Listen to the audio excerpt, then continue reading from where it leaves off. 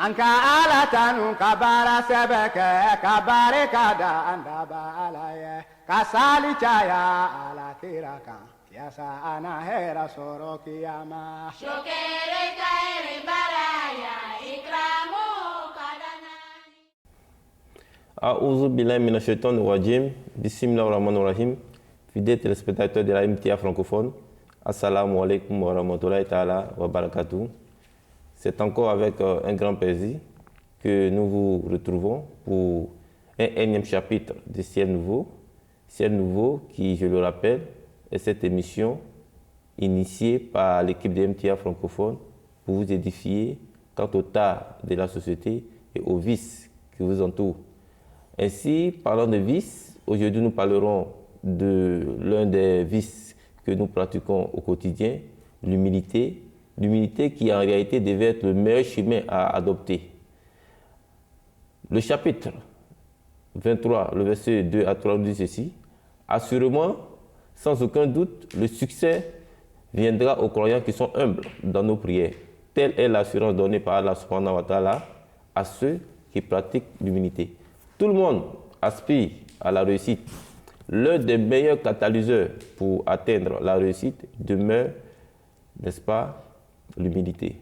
C'est donc dans l'optique d'atteindre cette humilité que nous avons invité sur ce plateau deux éminents Mourabis afin qu'ils nous donnent les recettes pour atteindre cette qualité pour notre épanouissement spirituel. Alors, j'ai l'honneur de vous présenter à ma gauche Mourabi Zalou Mohamed, salam alaikum wa rahmatullah. Wa alaikum salam wa rahmatullah. Et juste à côté de lui, nous avons Mourabi Abdussalam Touré, salam alaikum wa rahmatullah. Wa alaikum salam wa rahmatullah. Alors, merci d'être sur ce plateau, merci pour la promptitude que vous faites de répondre toujours à nos appels. Alors, Mourabi Zalou Mohamed, je l'ai dit tantôt, dès l'entame de cette émission, et que l'un des vices qui nous entoure est aussi le manque d'humilité. Alors, très rapidement, quelle définition pouvons-nous donner à l'humilité? A'udhu billahi minash shaitanir rajim. Bismillahir rahmanir rahim. Merci bien. D'abord, l'humilité, c'est un sentiment, un état d'esprit, quelqu'un qui est conscient de ses faiblesses et de ses manquements. Et quelqu'un qui ne se vante pas de ses réussites. Parce que, quelle qu'en soit la position de l'homme, d'une manière ou l'autre, à son fort intérêt, il sent que j'ai un manquement de tel côté, de tel. Même si les autres ne le savent pas, même si cet manquement, les autres ne le voient pas, mais l'homme est témoin de sa propre condition, il sait que voilà, tels sont mes manquements. Donc, ça, c'est une première définition. Maintenant, quand on va dans le lexicon arabe, l'humilité, c'est tawadu, c'est-à-dire que quelqu'un qui est humble, quelqu'un qui ne se vante pas. C'est-à-dire que, en d'autres mots, comme on le dit souvent dans nos jargons, quelqu'un qui se rabaisse. Voilà. Donc, il y a un synonyme en mot arabe qu'on appelle haya, la modestie. Quelqu'un qui est modeste, il se fait, même s'il a les moyens, il ne se fait pas voir. Voilà, donc il préfère toujours rester à l'insu des gens. Et puis, il y a inkisar. Donc, tous ces trois mots, je rejoins l'humilité, quelqu'un qui est conscient de ses faiblesses, de ses manquements et qui cherche toujours à s'améliorer sur ses manquements. Voilà, en grosso modo, la définition de l'humilité. De l'humilité, d'accord. Mourabi Abdussalam Touré, tout à l'heure, on a entendu comme définition de l'humilité, quelqu'un qui est conscient de ses manquements, de ses faiblesses, qui est modeste, n'est-ce pas, dans ses faits et gestes. Alors, un tout, au sein du Saint-Coran, à la lumière des versets coraniques, quel est le point de vue de l'islam sur cette qualité morale tant recherchée par les croyants? A'udhu billahi minash shaitanir rajim. Bismillahir rahmanir rahim. Effectivement, le manque d'humilité aujourd'hui est un fait que nous constatons tous. C'est un vice qui aujourd'hui ronge notre société, qui qui aujourd'hui, notre jeunesse plutôt, est beaucoup touchée par ce phénomène-là.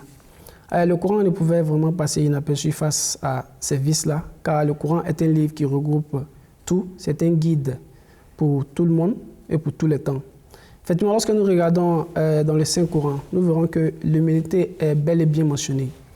Voilà, l'humilité, c'est la chose qui nous rapproche beaucoup plus d'Allah subhanahu wa ta'ala. Car sans l'humilité, l'homme s'éloigne beaucoup plus d'Allah subhanahu wa ta'ala. Parce qu'il faut se rabaisser pour que tu puisses être élevé aux yeux d'Allah subhanahu wa ta'ala. Tout à fait. Lorsque nous regardons le Saint-Coran, dans le chapitre 49, verset 14, il dit « Inna akramakum indallahi atkakum » pour dire quoi? Le plus honorable parmi vous, aux yeux d'Allah, est le plus pieux. C'est-à-dire que quoi? Avec humilité, lorsque tu te rabaisses, Dieu lui, il t'élève. Et c'est un honneur d'être beaucoup plus proche d'Allah subhanahu wa ta'ala. Et pour atteindre cet honneur-là, il faut que tu sois humble. Sans humilité, l'homme ne pourra atteindre ce niveau-là. Et lorsque nous regardons encore le chapitre 53, verset 33, il est dit « Fala tuzaku anfusakum » ne vous attribuez pas la pureté. C'est-à-dire, c'est dit de soi que je suis pieux. Se vanter, se lever à un rang élevé ne devait pas être le comportement d'un musulman. Il faut rester humble, modeste et avec ces actions-là, Allah subhanahu wa ta'ala se chargera lui-même de t'honorer, comme le premier verset que nous avons mentionné.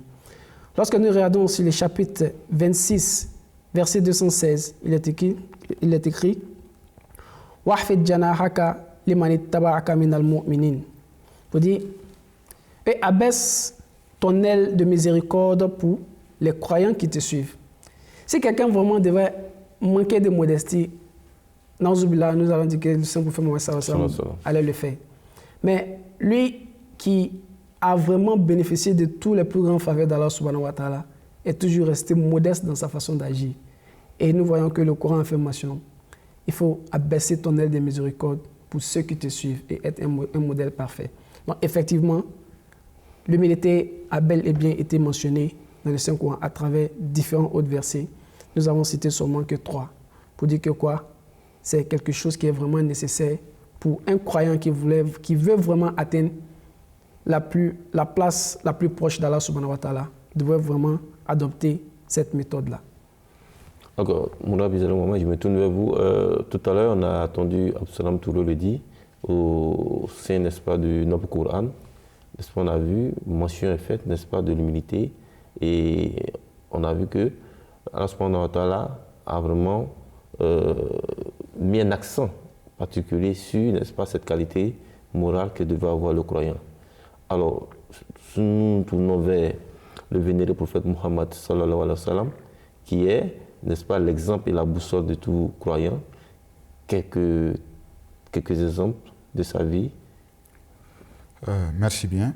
Comme vous l'avez dit, le saint prophète qui est le premier des croyants, qui est le maître des croyants, des musulmans. Donc, effectivement, on ne peut pas en passer sans voir jeter un coup d'œil sur sa vie. Effectivement, le saint prophète sallam a laissé un héritage à sa communauté et il a même insisté là-dessus en prenant son propre exemple comme témoin. Il dit Dieu m'a recommandé l'humilité, Dieu m'a recommandé d'être humble. Et ça ne s'arrête pas là. Et il m'a interdit l'arrogance envers autrui. Quelle qu'en soit la personne, sois humble devant lui. Comme Morabi Abdou Salam l'a dit, le saint prophète sallam réjouissait d'un statut très élevé. Donc, mais en dépit de ses qualités, de ses honneurs, que ce n'est pas quelqu'un qui lui a fait, que Dieu lui-même l'a accordé, il est resté humble autant que possible. Donc, nous voyons dans un deuxième hadith, là où le prophète sallam qui dit que celui qui s'abaisse, celui qui fait ces choses avec humilité, celui qui est humble vis-à-vis de Dieu, parce que je peux être humble vis-à-vis des gens, alors qu'à mon fort intérieur, ce n'est pas ce que je manifeste, ce n'est pas ce que je tiens dans mon cœur. Donc, ici, le prophète sallam dit que celui qui est humble vis-à-vis de Dieu et bien sûr envers les gens, Dieu élèvera cette personne envers lui. Donc, étant croyant, c'est le souhait, c'est le désir ardent de tout un croyant d'être proche de Dieu, écheler et augmenter de grade nuit et jour. Donc le Seigneur dit que celui qui est humble dans ses faits et gestes, donc ça serait un moyen pour ce dernier de se rapprocher de Dieu. Maintenant, l'hadith qui suit, il y a un poète qui a dit que, Kabir, qui a bien dit, là où le prophète sallam a beaucoup aimé, et dit que je remercie Dieu que je suis né d'une famille humble, modeste. Si ça aurait été le contraire, peut-être je n'aurais pas connu Dieu. Donc, ce qui veut dire que quand vous manquez d'humilité, quand quelqu'un manque d'humilité, c'est très très difficile, pas impossible, mais plus que difficile pour cette personne-là d'écheler, de se rapprocher de Dieu. Donc le Saint-Prophète sallam a mentionné ces actes d'humilité pour montrer aux croyants, pour montrer aux musulmans que voilà quelle devrait être votre code de conduite. Et il ne s'arrête pas là. Même les enfants qui sont en train de jouer, si le prophète sallam est de passage, il s'adresse à ses enfants, il les salue. Donc, mais généralement, dans notre société, on voit que nous sommes des enfants et généralement, on voit même des personnes qui reprochent, mais vous ne pouvez pas saluer les grandes personnes. Non, alors que, non, c'est pas ça. Le prophète sallam ne nous a pas donné ça. Il dit que non, même lui étant, qui réjouissait de toutes ses faveurs, même les enfants, quand il passait, il était le premier à les saluer, qui est un signe d'humilité et de modestie et de sagesse. Donc voilà en quelques points ce que le saint prophète Mohammed sallam a illustré comme modestie. D'accord. Donc des exemples vraiment très très édifiants venant, n'est-ce pas, du vénéré prophète Mohammed sallam Touré. On est en train de se poser la question, une assurance nous a été déjà donnée par le Saint-Coran au chapitre 2, verset 3, chapitre 23, pardon, verset 2 à 3. Assurément, le succès viendra aux croyants qui sont humbles, n'est-ce pas, dans les prières. Alors je vous pose la question de savoir quel devait être le degré, n'est-ce pas, d'adoration ou le degré d'humilité dans l'adoration d'Allah subhanahu wa ta'ala. Effectivement, quand nous parlons d'humilité, dans l'adoration, il faut vraiment rester humble pour pouvoir bénéficier des faveurs d'Allah subhanahu wa ta'ala. Et nous constatons que le plus parfait et le plus humble parmi nous est notre vénéré prophète Muhammad sallallahu alayhi wa sallam. Lorsque nous regardons les Saint-Coran dans le chapitre 6, verset 163, qu'est-ce que Dieu dit à son égard? Qul inna salati wa nusuki wa ma yahya wa mamati lillahi rabbil alamin. Dit assurément, ma prière, mon sacrifice, ma vie et ma mort, tous appartiennent à Allah subhanahu wa ta'ala. Nous voyons que le saint prophète Mohammed sallallahu alayhi wa sallam, malgré toutes les faveurs que Allah subhanahu wa ta'ala lui a fait, il n'a pas tourné le dos à Allah subhanahu wa ta'ala. Il est plutôt resté humble. Et ce verset nous dit quoi? Il dit, ma vie, ma mort, mon sacrifice, et toute autre chose est pour qui? Allah subhanahu wa ta'ala. Cela montre le degré d'humilité qu'il avait. Tout à fait. Lorsque nous regardons aussi le chapitre 41, verset 36, qui dit وَمَا يُلَقَّاهَا إِلَّا الَّذِينَ صَبَرُوا وَمَا يُلَقَّاهَا إِلَّا ذُو حَظٍّ عَظِيمٍ.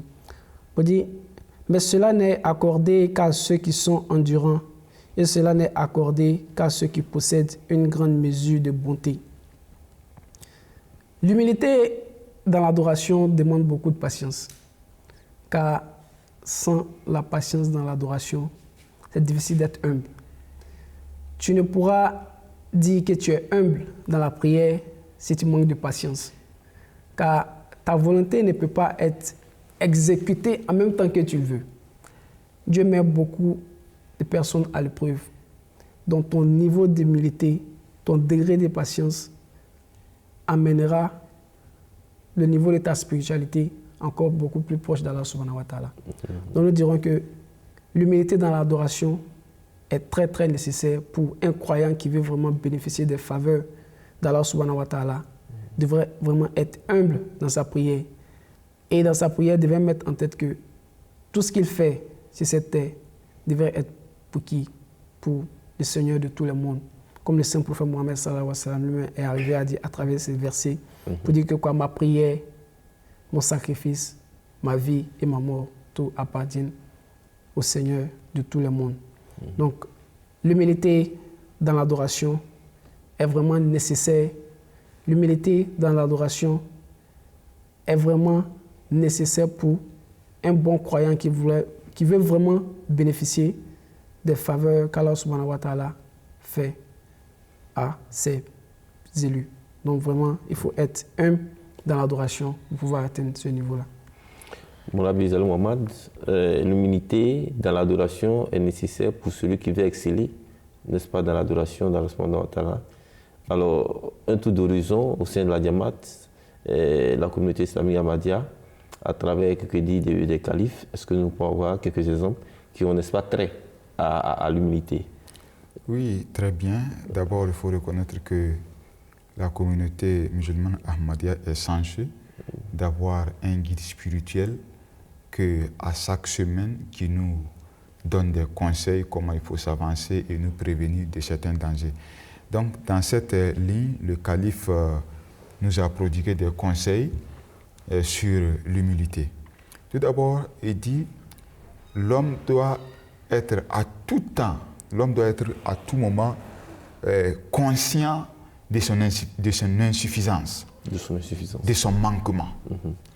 Et une fois que vous avez cette chose en tête, que vous avez un manquement, que vous n'êtes pas autonome, que vous avez besoin du support de Dieu, automatiquement, le niveau d'orgueil disparaît. Donc, mais si une fois vous ne réalisez pas que non, j'ai un manquement, j'ai une faiblesse quelque part, vous vous dites que non, je suis parfait. Je me suis fié à moi-même. Voilà, je me suis fié à moi-même. C'est là le problème commence. Donc, le calife nous dit qu'à chaque fois, il faut garder ça à l'esprit. Que tu as toujours un manquement et tu as toujours besoin de support de Dieu. Tu as toujours besoin de soutien de Dieu. Il dit, c'est l'humilité qui peut faire que, ou bien qui est le maillon pour avoir la proximité de Dieu. Et c'est la proximité de Dieu qui embellit notre vie ici-bas et l'au-delà. Et pour atteindre cette proximité de Dieu, l'humilité est une condition primordiale. Donc, comme le frère Abdou Salam vient de réciter des versets qui montrent quelle est la position de l'humilité, ou bien pour un croyant d'avancer spirituellement, il faut forcément passer par l'humilité, il faut forcément être humble. Donc, le calife nous dit que quand vous voulez aller au paradis, il ne faut pas faire de discrimination. Celui-là, c'est un monsieur aisé, donc quand il vient, je le reçois bien. Et celui-là, bon, c'est un démuni de la société. Voilà, tu manques de considération pour lui. Donc quand c'est comme ça, donc c'est pas bon. Donc étant humble, il faut traiter les gens au même pied d'égalité. Et ceux qui sont aisés ne doivent pas voir les autres comme déprimés de la société et ne leur accorder aucun respect. D'ailleurs, quand nous voyons l'exemple du prophète sallam, tous ces deux facettes ressortent. Quand il était comme empereur ou bien quand il était au pouvoir, quel était son traitement vis-à-vis des gens. Donc quand il était à Médine, malgré bien vrai qu'il avait plusieurs opportunités, si un roi ou bien un homme aisé de la société peut dire que non, moi je suis très grand, toujours le prophète sallam reste un modèle pour lui. Donc si quelqu'un aussi qui est dans les situations, dans l'adversité, donc le prophète sallam reste comme un modèle pour ces deux couches de la société. Donc quel qu'en soit votre niveau de vie, votre situation, vous trouverez un exemple palpable dans la vie du Saint-Prophète sallam pour vous guider. Un peu ce que... Ok, Mourabi Absalam Touré, il a dit tout à l'heure que venir vous faire Mohamed sallam a été vraiment un modèle, et vu sa posture de dirigeant, on va dire d'homme de Dieu, il avait sous sa houlette, il avait toute une communauté qui gérait, mais il a toujours été humble, n'est-ce pas, dans ses faits et gestes. On dit souvent dans nos jargons que l'humilité précède la gloire. Qu'est-ce que vous pouvez donner Et comme je vais dire exemple sur la vie, n'est-ce pas, du prophète Mohammed sallallahu alayhi wa sallam, est-ce que vous avez d'autres exemples que vous pouvez également nous énumérer? Oui, effectivement, nous voyons que la vie du saint prophète Mohammed sallallahu alayhi wa sallam est un exemple palpable pour nous tous en tant que croyants qui veut vraiment avoir cette humilité-là en nous. Prenons un peu l'exemple du saint prophète Mohammed sallallahu alayhi wa sallam lorsqu'il est allé dans la ville de Taïf pour aller prêcher la bonne parole. Nous avons vu que ces derniers-là ont agi envers lui avec beaucoup de mépris. Mais malgré cela, l'humilité qu'il avait lui a amené à comprendre cette situation, à juger de façon positive l'action de ces derniers-là. Et nous avons vu que cela a été traduit beaucoup plus tard en quelque chose de positif pour l'islam. Car ce sont ces derniers-là encore qui sont devenus les défenseurs de cette même communauté-là. Donc nous avons vu que l'humilité avec laquelle il a agi face à cette situation est ce qui a contribué aussi à l'évolution de l'islam. Donc vous voyez que la vie de saint prophète Mohammed sallallahu alayhi wa sallam est un exemple assez parfait pour nous. Voilà. Et nous, lorsque nous aussi nous regardons, nous voyons que l'humilité a un rôle à jouer dans l'exaucement de la prière. Pourquoi? Parce que nous regardons les versets que nous avons cités. Les versets précités illustrent l'adoption de l'humilité, et de diverses façons de gagner la proximité de Dieu. Ce qui veut dire que la proximité de Dieu sera obtenue que si des niveaux élevés d'humilité sont vraiment adoptés. Et nous avons vu que dans la vie du saint prophète Mohammed sallallahu alayhi wa sallam, tel a été le cas. L'adoption du niveau de l'humilité qu'il avait à ce qui a amené beaucoup même de personnes à accepter l'islam. Donc nous voyons que c'est un exemple assez palpable pour nous. Et puis aussi, le prophète a atteint ce niveau de proximité-là, mais malgré tout, il n'a pas tourné le dos à Allah subhanahu wa ta'ala. Il n'a pas agi avec arrogance, mais bien au contraire, il a agi avec beaucoup d'humilité et de patience. Même dans l'adoration, il arrivait à prier jusqu'à ce que ses pieds s'enflaient. Malgré que Dieu lui a donné même toutes ces garanties-là, qu'il a tous ses péchés qui sont pardonnés, malgré tout, il a toujours resté humble dans son adoration. Et c'est ce qui a été mentionné aussi dans le Saint-Coran, pour nous dire que quoi? Qu'il a donné sa vie, sa mort, ce sacrifice, tout ça à Allah subhanahu wa ta'ala. Tout ceci a été fait avec le niveau d'humilité qu'il avait. Donc, en tant que croyant, si on veut aussi avoir l'humilité en nous, on veut avoir un niveau élevé d'humilité, il va falloir que nous suivons un peu les exemples du saint prophète Mohammed sallallahu alayhi wa sallam. Il nous dit quoi? Il faut adorer Dieu comme si tu le voyais. Adore Dieu comme si tu le voyais. Et dans le niveau de, même si tu n'adores pas Dieu comme si tu le voyais, adore Dieu comme s'il te voyait. Lorsque tu as ces deux choses-là en tête, cela t'amène à être beaucoup humble dans ta prière. Cela t'amène à être beaucoup humble dans ton adoration. Et c'est ce qui va faciliter l'exaucement de tous les différents vœux que nous avons. Et tel a été le cas du saint prophète Mohammed sallallahu alayhi wa sallam, que nous avons vu qu'il y a eu beaucoup de ces prières qui ont été acceptées. Pourquoi? Parce qu'il était très humble et soumis à son serviteur, à son Seigneur. Donc de cette manière-là, en tant que musulmans qui voulons aussi avoir un niveau de foi élevé, qui voulons aussi avoir un niveau d'humilité élevé, il faudrait que nous suivions un peu les traces du saint prophète Mohammed sallallahu alayhi wa sallam. Il faudrait que nous suivions les traces du saint prophète Mohammed sallallahu alayhi wa sallam. Tout vient de le dire. Mohammed, le croyant, effectivement, aspire aujourd'hui à pratiquer l'humilité. Quels sont les conseils que vous avez à l'endroit de nos téléspectateurs?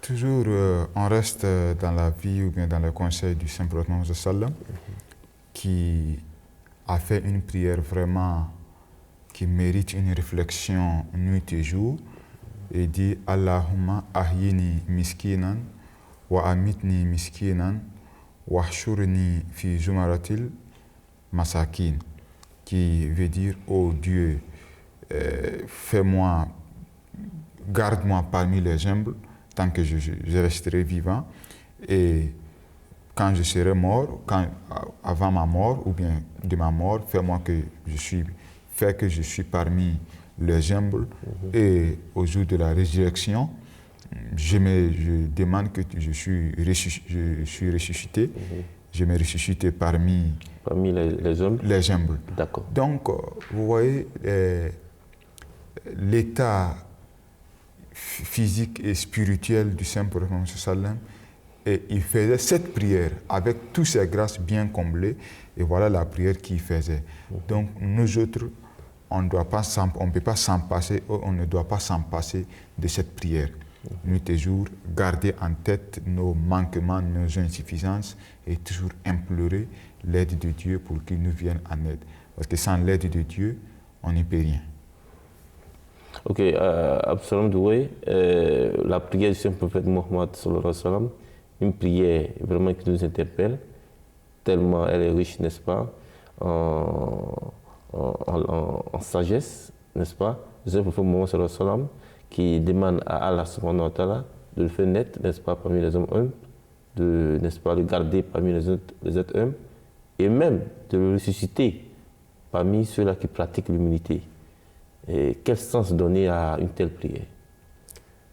Le sens qu'on pourra donner à cette prière n'est rien d'autre qu'être humble, beaucoup plus humble.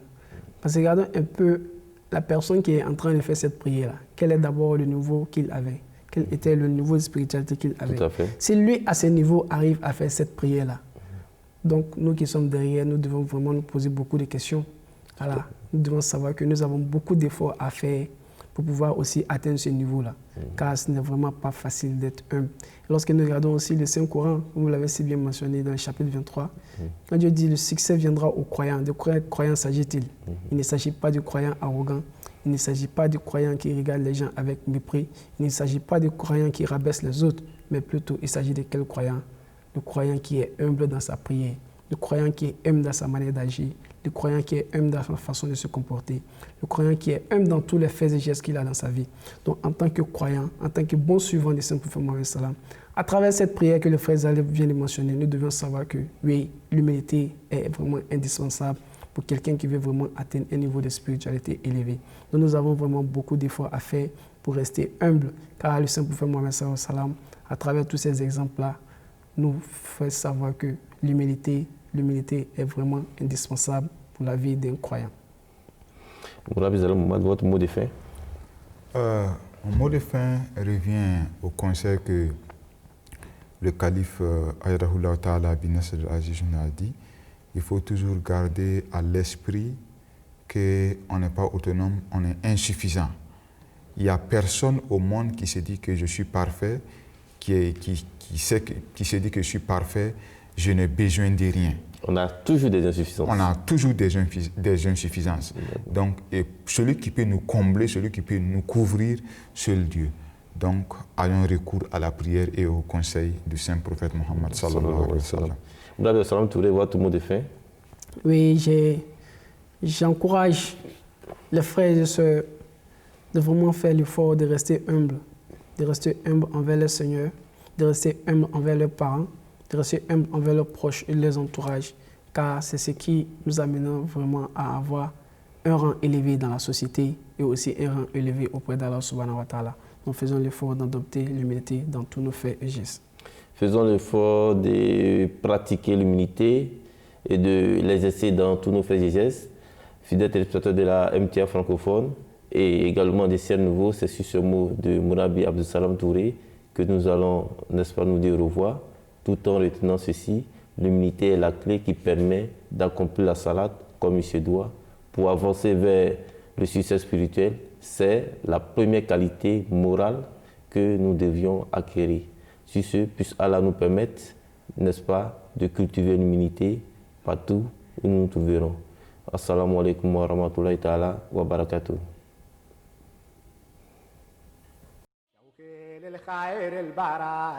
إكرامه كدناني شكر خير البرايا إكرامه كدناني أنك آلة كبار سبك كبار كدا أندب علي كسالي جايا على تيرك يا سانا هيرا سوروك يا ما شكر